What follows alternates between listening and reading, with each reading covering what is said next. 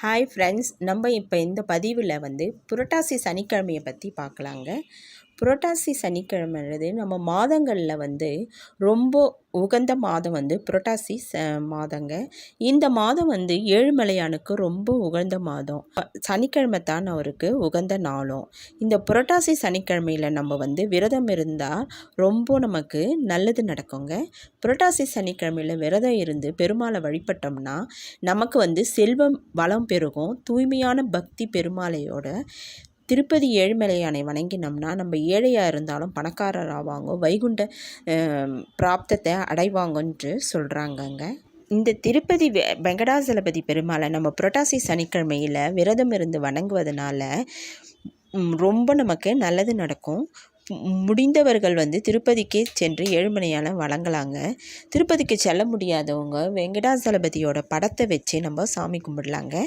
இப்போ அதை எப்படி கும்பிடலாம், எந்தெந்த நாளில் இந்த வருஷம் கும்பிடலான்னு சொல்லிட்டு நம்ம பார்க்கலாங்க. இந்த வருஷம் புரட்டாசி சனிக்கிழமை 2025 மொத்தம் 4 சனிக்கிழமை வருதுங்க. அதாவது 20/9/25, 27/9/25, 4/10/25, 11/10/25 ஆகிய 4 சனிக்கிழமை வருதுங்க.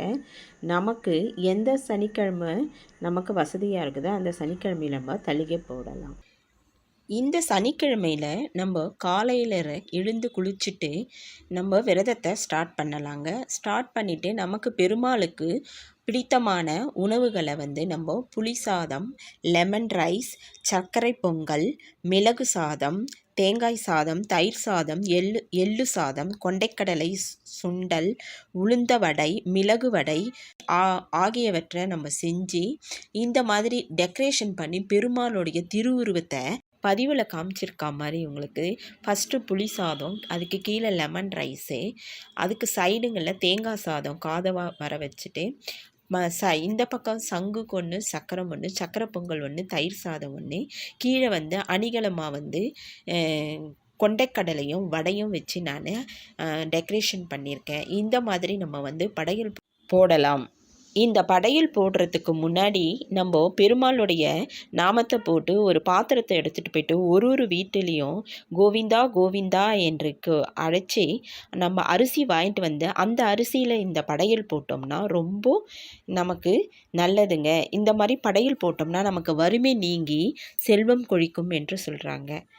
அப்புறம் நம்ம பெருமாளுக்கு பச்சரிசி மாவுனால் மாவிளக்கு போட்டோம்னா அந்த மாவிளக்கு தீபத்தை ஏற்றி அதில் நெய்யை விட்டு தீபம் ஏற்றணும்னா பெருமாள் படத்து முன்னாடி வச்சு இந்த தீபத்தை ஏற்றினோம்னா நமக்கு வறுமை நீங்கி செல்வ செழிப்பும் ஏற்படுங்க.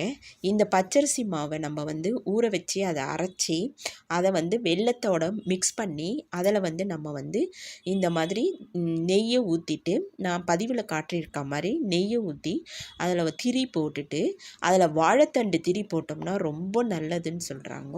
அந்த வாழைத்தண்டு திரி உங்களுக்கு கிடைக்கலன்னா நீங்கள் பஞ்சினால் திரியை கூட போட்டு இதில் ஏற்றி நம்ம வழிபட்டோம்னா ரொம்ப நல்லதுங்க.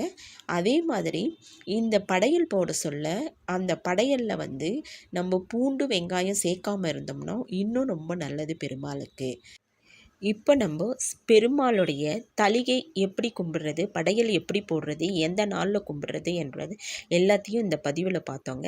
இந்த பதிவு உங்களுக்கு பிடிச்சிருந்ததுன்னா என்னோடய சேனலுக்கு நீங்கள் சப்ஸ்கிரைப் பண்ணுங்கள்.